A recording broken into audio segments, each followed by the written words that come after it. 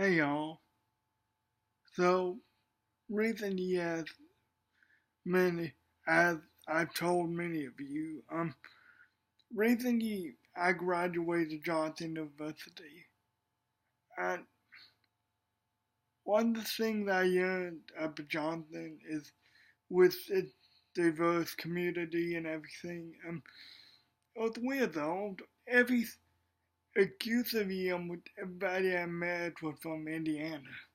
That was just funny to me because every single person I met seemed to be from Indiana around there. But Johnson's not a big goal, but it has a lot of people. And one thing I learned, one thing I learned there is people are diverse. I mean, people are different. I mean, you can't, one side doesn't fit all with what I'm trying to say. And we can't, especially us as Christians, we can't take that approach when we're sharing the gospel either. I mean, whether it's a certain issue they need to work through, whether it's a thing they're struggling with, we we need to remember to be sensitive, to be firm, but at the same time to be just as sensitive and understanding. Because people don't have the same, well, a lot of people don't have the same upbringing that that some people have. I'm not pretending to know everyone's upbringing and everyone's heart there because I don't. But I'm just saying not a lot of people had the same parents, had the same upbringing that you did. So you need to be mindful and be sensitive of that. Also, God waits on us. I mean, no matter where we are, no matter where we come to Jesus in our life, God waits on us, and the door's open. And it's evident in this scripture I'm going to read to y'all today. Um, it's Luke 23:40.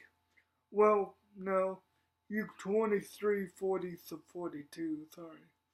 Um. Okay. So, background. Jesus is being crucified.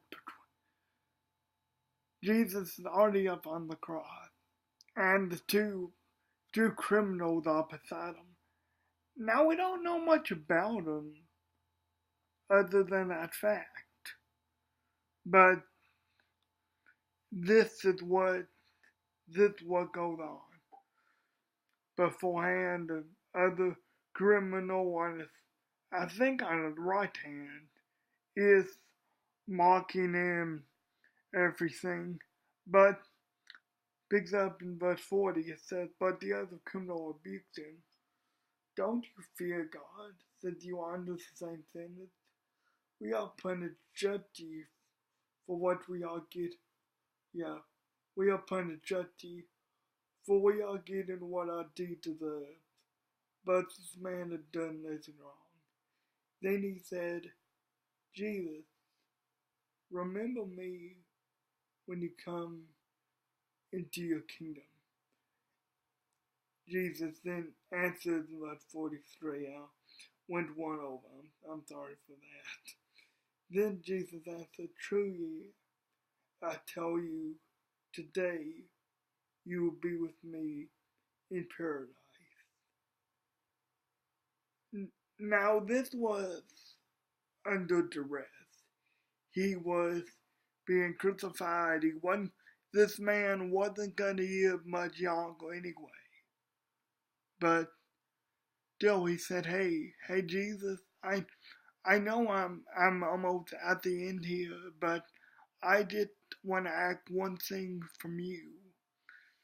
Will you remember me? Just remember me when you come to your kingdom. He didn't have to go with him. Notice he didn't have to go with them. He didn't have to be saved. He didn't have to any of that.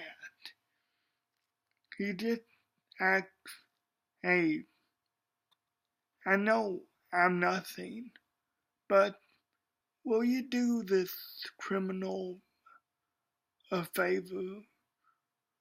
When you go up to heaven, just think about me. Just remember me. Just remember how I just remember how I kind of stood up for you. I mean, just remember me. Nothing else is really said from him. And Jesus gives them the comforting words. Truly I tell you, today you will be with me in paradise. That says a lot to me. That he waited. That he waited specifically, and even at the end, which this man has some knowledge of God, has some knowledge of God, and some knowledge of Jesus if he said he was innocent. But he probably hasn't lived his life in the best way.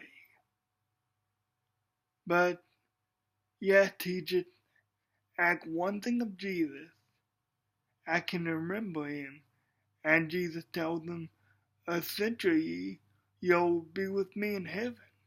You'll be with me in paradise. I'm not gonna get into the whole paradise angle.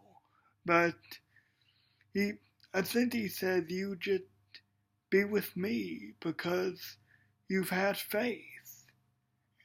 I know what you've done in your life, but that doesn't matter. I mean, you've had the faith to ask me right now. You've essentially acknowledged who I am. Not in so many words like Peter did, but you've essentially acknowledged who I am. You've asked me to remember you when I go to where I'm going. So because of your faith, you'll be with me. You'll just be with me where I'm going. No, yeah. We need to do a better job of being sensitive to people when they're in a state of sin, or in any state. We need to be as sensitive as Jesus was to this young man. Now, we don't need to say today you'll be with me in paradise, because that sounds a bit like blasphemy. But we do need to remember that it's not up to us to save people.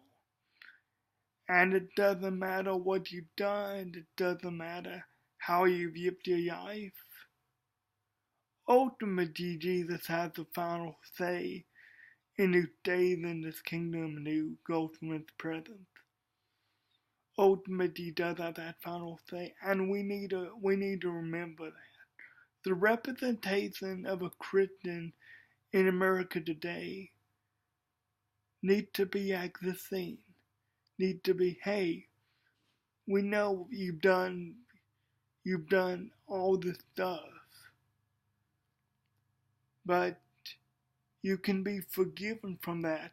Instead of reminding them and guilting them for what they've done, we need to be reminded that ultimately anyone and everyone can be forgiven. I mean, it's really evident by this scene. I mean, ultimately anyone and everyone can be forgiven. And it's ultimately Jesus who does that in this scene too. I just think that'd be pretty cool to do, to be like that. And we are like that. Ultimately we want crucified, and we probably never will be. But ultimately Jesus does meet us where we're at. No matter what we've done, no matter the wrong we've committed, no matter how far we think we've fallen out of Jesus' grasp. Jesus always said, hey, if you say, like this young man did, and you acknowledge who I am, and you come to me and say, hey, remember me, come in my heart or whatever, that we will be forgiven, and we will ultimately be with Jesus. And that's something that is best remembered when we're talking with people, is no matter what they've done, no one is beyond redemption. Jesus is extremely patient, and we need to be that too. We need to be, which will never be as patient as Jesus, but we need to strive to be like Jesus, like this picture of self-sacrifice day after day after day, and remember that we were in the same place that people who we judge, and for their sin, we were in the same place as them. But Jesus reached down into the muck and into the grime and said, hey, you're forgiven. You know how far you think you've fallen? Well, it's not too far from me. Nothing is too far for Jesus, ultimately. Well, guys, I love you. God bless you. I'll see you next